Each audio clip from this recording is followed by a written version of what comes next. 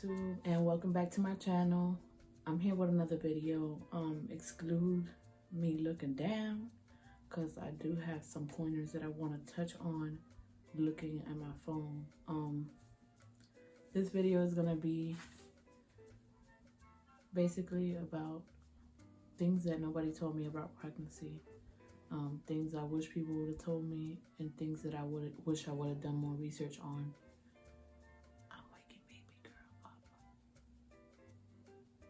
She's right there in front of me. So, if you guys want me to go in depth in any of these topics, please let me know down below in the comment section. Let's get started. Things I didn't know that physically happen to you during pregnancy. Gingivitis. I didn't know that would happen. I suffered a mild case of it. Like, your gums get really swollen. Sometimes you get like, what is this called? A pregnancy tumor, which is basically like an extra little piece of skin that grows out of your gum. Mine still hasn't left. I got it more towards my molars section. She's like moving. I'm sorry. I got it towards my molars section, and what really helped with this was flossing daily, and I also had mouthwash that I would use. The TheraBreath, the fresh mint one, really helped me, so I recommend that. New moles. I didn't know that you would get moles. My breasts have like 3 new moles. My legs have like 1. I didn't know that you get new moles during pregnancy. Stress incontinence. This had a lot to do with my accident and a lot to do with the way my uterus is formed, because I have an inverted uterus. She was sitting right on top of it. So I went a couple times in the bed. Like, I could count on one hand.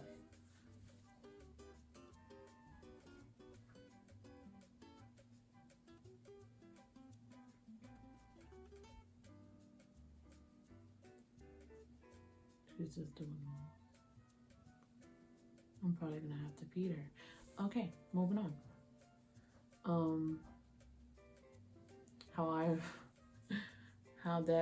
I helped myself with that, because I was like, oh my god, I feel like a whole baby. I'm peeing in bed. Like, I haven't done this since I was small. So I would put a doggy pad on the bed at night, and I would try to go to the bathroom as many times throughout the night as I could, even though I know that's impossible when you're pregnant and limping. In my case, I couldn't really go to the bathroom by myself. So yeah, stay on the lookout for that. Your feet can grow during pregnancy. Nobody told me this. I'm a whole half a size bigger over here. Like, we're not gonna talk about that because I have to throw away or give away all of my shoes. I'm very upset about that. She's lifting her head. Okay, your heart grows. I would say this to mothers: if your baby is breech, it's for a reason. Sometimes, most of the time, it could be a medical reason. It could be a size reason. For me, it was I had a inverted uterus, so my baby couldn't fit through my birth canal. So regardless of what I tried, and if I did go to another doctor to try to move my baby or position her to come out, it was not going to happen. So a lot of people are suggested go try to turn your baby, or try to turn your baby by yourself. I tried by myself, and my baby was not budging. When I did end up having her, they told me that she wasn't going to come out regardless through my birth canal, because the way my uterus was formed. So do your research and be mindful that it could be just your baby can't come out through you. Another thing,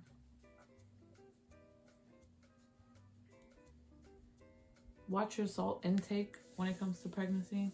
Nobody told me really this, and I figured it out on my own at the end when my feet were like elephant feet. Like, it was just horrible. I couldn't, when I did go to work, it was just like I would have to elevate my feet, and it was just bad. Like, I couldn't really walk and stuff like that, and it had a lot to do with salt and also just pressure that you're applying on your body that your body's not used to. My baby was heavy. She was only 7 pounds, but she was heavy. Like, I wasn't used to all that weight on me, on top of the fact that I was recovering from my injuries.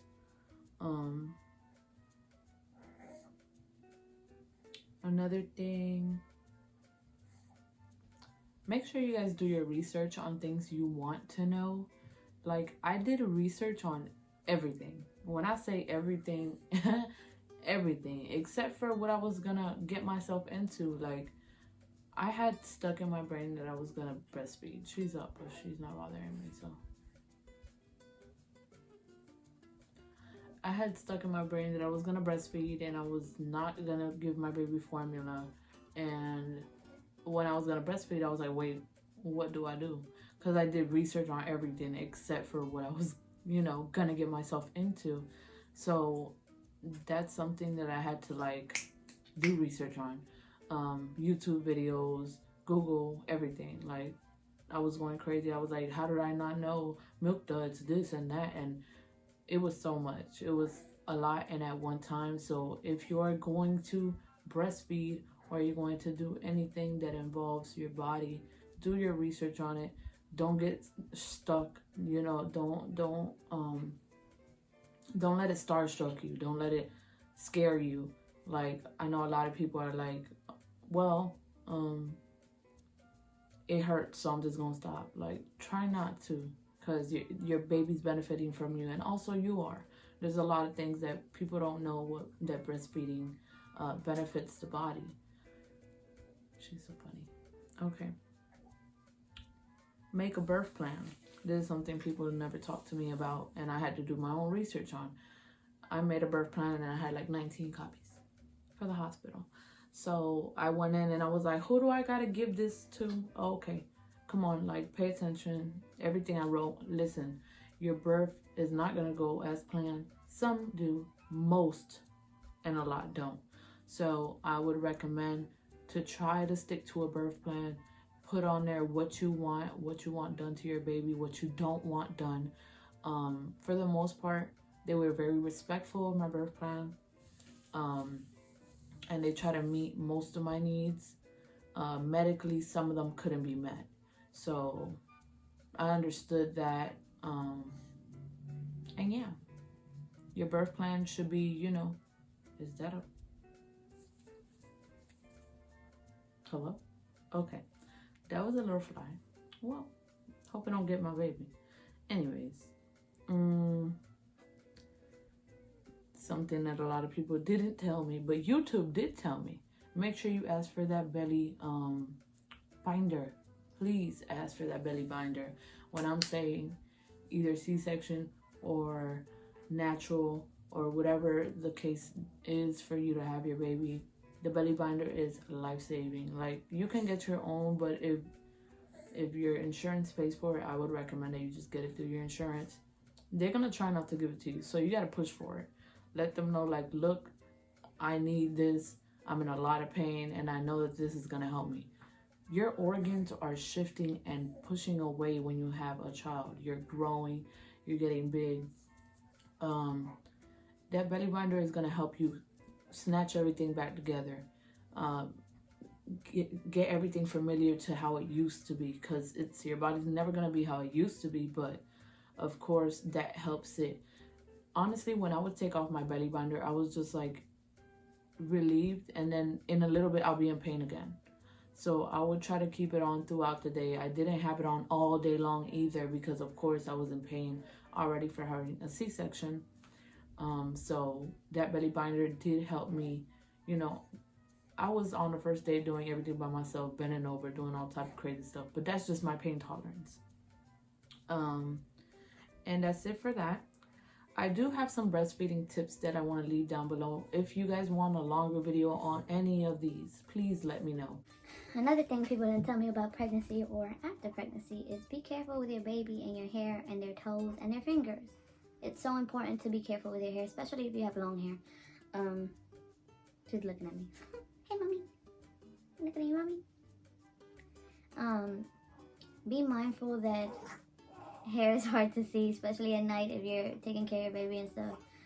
Watch your little hands and your little feet, because you don't want an accident to happen and that hair get caught in your baby's finger or toe. I've heard like 4 or 5 horror stories. Like, no, it's very scary. My friend personally went through something very traumatizing that she didn't know for hours that it was just a hair stuck on her baby's finger.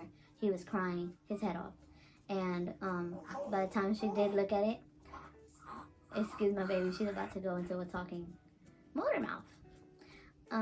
By the time she did take a look at it, his finger was already blue, and thank God she took it off on time, or it could have been turned to something that was unnecessary, you get me? So just be mindful of that. Now we're going to go into, now we're going to go into breastfeeding. So, like I said, when it comes to breastfeeding, do your research. If I would have listened to everybody around me, I would have gave up. I would have gave up. I wouldn't have tried. The pain was not helping. So, honestly, do your research when it comes to breastfeeding. It's very important that you take that time and you know what helps your body. Because I didn't know my body could go to the extremes. You know what I mean. That it did get to. So these are a couple of things that I use for breastfeeding and for pumping and stuff like that. And just, if you want me to go into any of these topics that I'm just touching on, you know, surfacing on, please let me know, because I can make videos on it, no problem. The breast pump that I use is the Real Booby. I think I have it in here. Where's the Real Booby? Huh? Where's the Real Booby? Okay.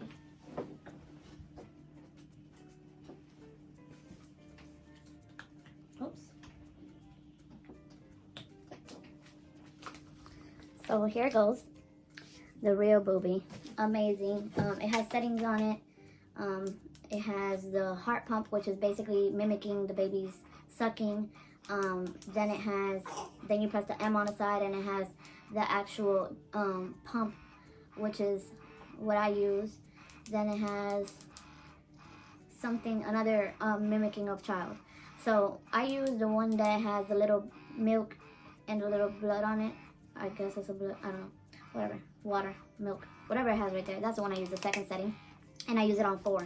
When I first got home, I was using this baby on 9, and I did not know why it wasn't even pumping nothing, because the harder that it pumps, it seems like it's not going to get nothing out. So I would recommend to learn your pump. That's very important. Learn what setting works for you, what gets your milk out. Most of the time, let me see here.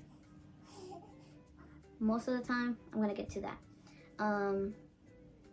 Also, when it comes to breastfeeding pads, I learned a little trick. I don't use the stickers on the pad. I just put the pad section. I have a pad on right now. I'm just gonna show you.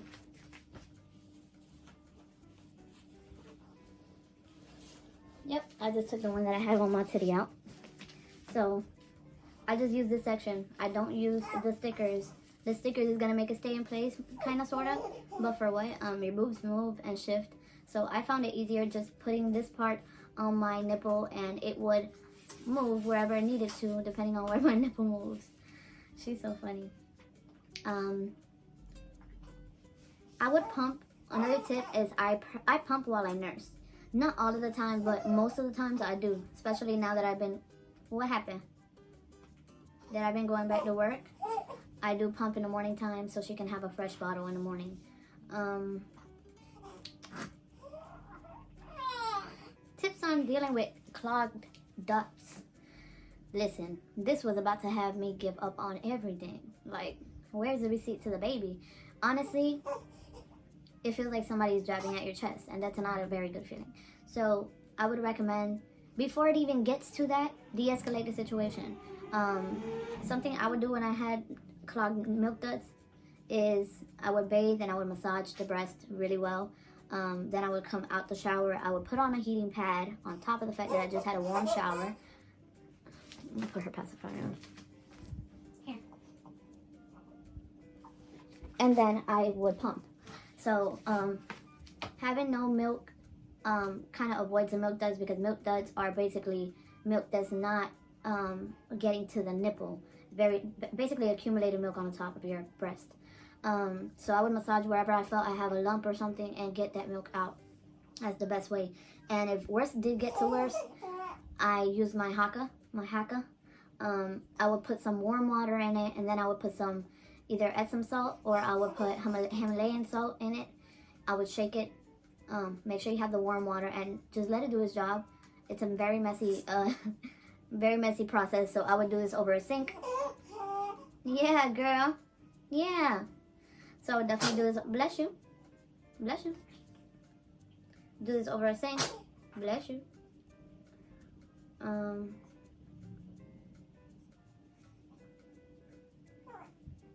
So yeah, that's for the most part what I wanted to talk to you guys about. Let me see. Sorry about that. I had to feed baby, so let's get right back to it. Something I also want to touch on is my baby did not latch in the beginning. So if your baby does not latch, do not give up also.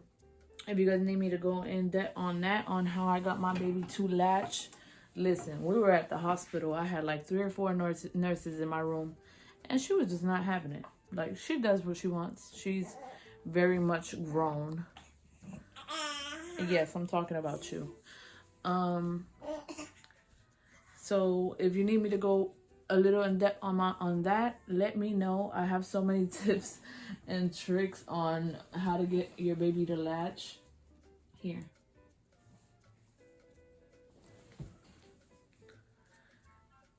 I was determined that I wasn't going to give her formula. So for like 3 weeks straight, I was exclusively pumping. Sorry. I was pumping and I was giving her bottles. But that also really hurt my demand when it came to my breast milk. So I would recommend that. Another thing, you guys are goddesses. So please don't let nobody tell you that you can't.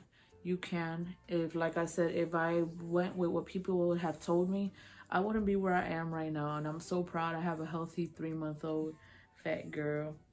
She's beautiful.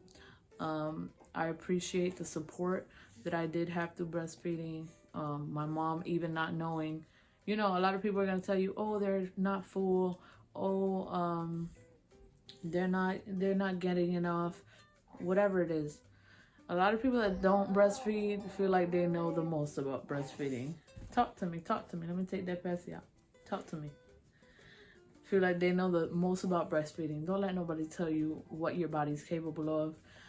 Make sure you manifest it into your soul. Like, this is what my body is gonna do, and I'm sure that my body's gonna feed my baby as much as my baby needs and give my baby all its nutrients. And trust me, it will. Your body will reward you with that bond and with that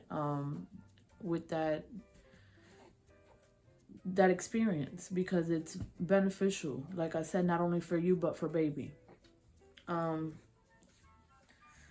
When it comes to breastfeeding, like I said, I would just go with my mind, go with my soul, go with what feels right. Yeah. Like, my baby, she's not, she doesn't spit up, she doesn't throw up. My baby hasn't had a solid stool in, I don't know, ever since she was, not even when she was born. My baby's stools are very soft and very brown, light brownish, yellowish type, seedy. Still got that baby newborn poop. So I know she's getting fed well. She's increasing in weight.